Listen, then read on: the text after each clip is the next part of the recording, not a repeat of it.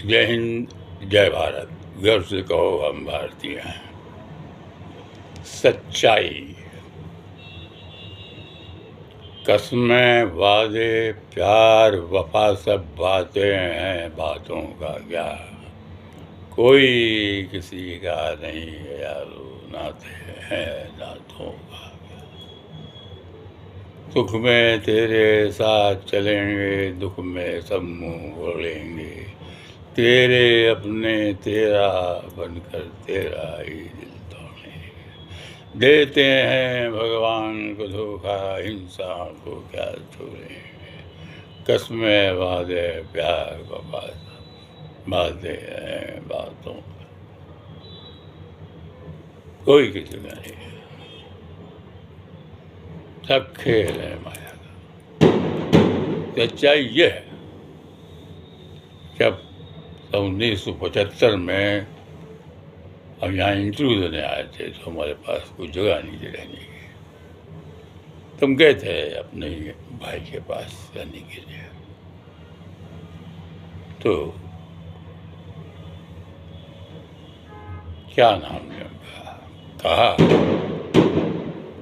Interview देने आए हो तो रहोगे ना कुछ दिन। हाँ, लेकिन ये असल में ऐसा है, यहाँ बच्चों की पढ़ाई बड़ी डिस्टर्ब होती है, तो कहीं और इंतज़ाम कर लो। आज रह लो, कल चले आओ।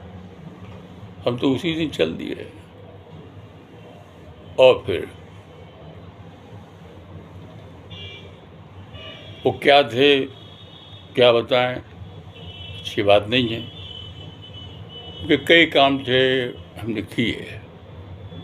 जब हम रिटायर्ड होके आए, अब इस मकान में तो हम 2015 में आए, जहाँ हम आए इस समय कि हमने यहाँ मकान लिया, एक अपार्टमेंट में फ्लैट लिया। वो रिटायरमेंट के बाद इंसान को कुछ पैसा मिल जाता है सरकार से, तो कोई मदद कर ही लेता है, और कुछ मदद भी ले लेता है अपने उनसे, किनसे, जिनसे कोई उम्मीद ना हो, वो उनसे। तो जब हम आए, मकान ढूंढ रहे थे, तो फिर एक मौका मिला वहाँ रहने का, उन्हीं के घर, जहाँ पहली बार भगा दिए गए थे। तो रहे एक आध दिन। अब हम पूजा पाठ करने वाले आदमी और वो अपने ढंग से रहने वाले आदमी। हम हमारी पत्नी मकान ढूंढ रहे थे किराए का। तो वो उनका एक शब्द दूसरे दिन निकला कि तुम भाई इतने लंबे समय मकान ढूंढ रहे हो तो काफ़ी दिनों से यार इतनी कोई बात नहीं बनती है, कहीं और इंतज़ाम करो एक आध दिन के अंदर। हमने इशारा किया पत्नी को, हमने कहा हाँ बोलो। चलो भाई अभी चलते हैं। निकले और उसी दिन हमें किराए का मकान मिल गया। अब आप देखिए, वो किराए का मकान हमको मिला। किराया उस समय सच पूछिए तो 2 कमरे, एक छोटा सा हॉल, टॉयलेट बना, लेकिन उसमें फ्लश की सुविधा नहीं। किराया 8,000 रुपये, एग्रीमेंट पक्का। बिजली का बिल कितना आना चाहिए ईश्वर जाने।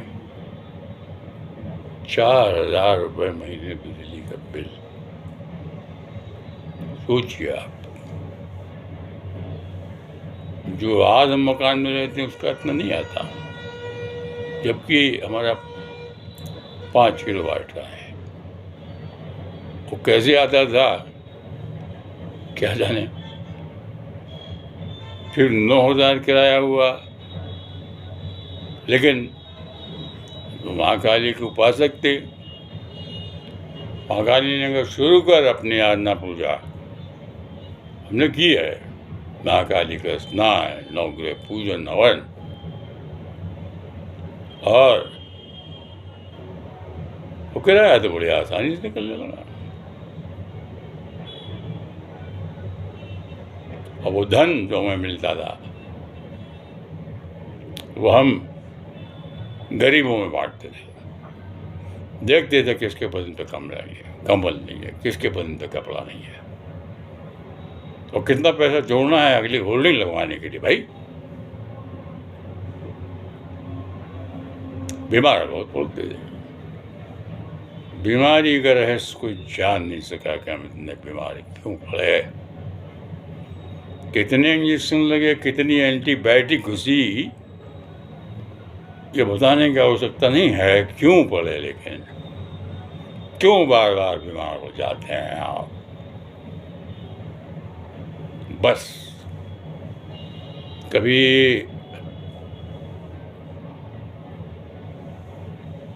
माँ को याद करो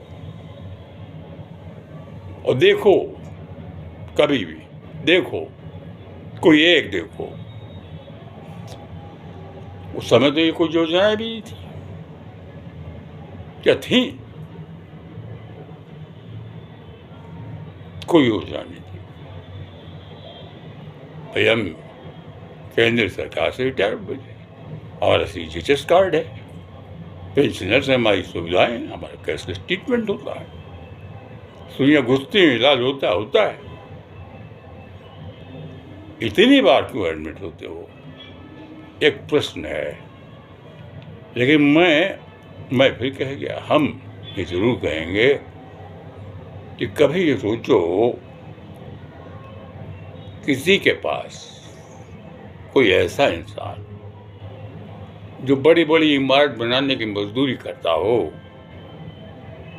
और उसे आपने खाते हुए देखा हो, क्या खा रहा है वो? चावल एक पोटली में रात में भिगोए, भीगे हुए चावल पोटली में, एक प्याज और थोड़ा सा नमक, चटनी।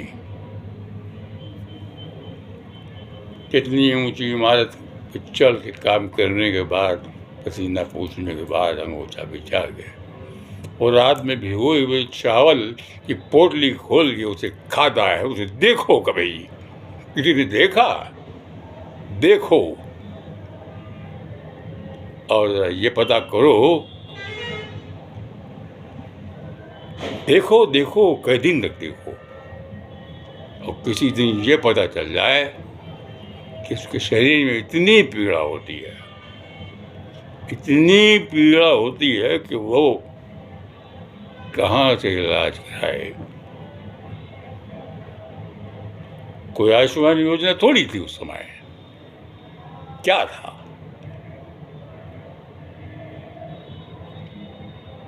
तो कहां से लाएगा वो पैसा, कैसे कराएगा इलाज वो? तो कभी माँ से कहो ना कि भैया ये उसकी पीड़ा है, वो इलाज नहीं कर सकता, तो भैया मैं नौकर हूं, आपकी नौकरी करता हूं, तो नौकर को कुछ मांगने का भी हक है तो दो, उसका दर्द मुझे दो। वो तो इलाज नहीं करा पाएगा, लेकिन मेरा इलाज हो जाएगा। तो अगर वो सुइयां चुभती हैं, इस शरीर को कष्ट होता है, यहाँ जो बैठे उनको कोई कष्ट नहीं होता है। वो तो यही कहते हैं, वो कहते हैं अपनी पूजा करता आप विधाता है। विधाता करते हैं पूजा, आप थोड़ी करते हैं। ये यहाँ बैठी आत्मा कहते हैं, कुछ भी कहते हैं आप, एक जीव है, वो बैठा है, वो जानता है कि शरीर में तकलीफ हो रही है, उसे भूख लगती है, तभी खाते हो आप।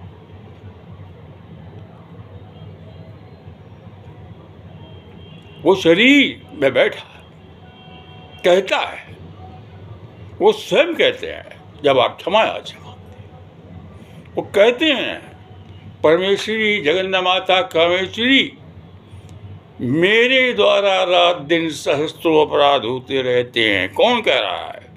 मेरे द्वारा रात दिन सहस्त्रों अपराध होते रहते हैं, ये शरीर मेरा दास है। कौन कह रहा है?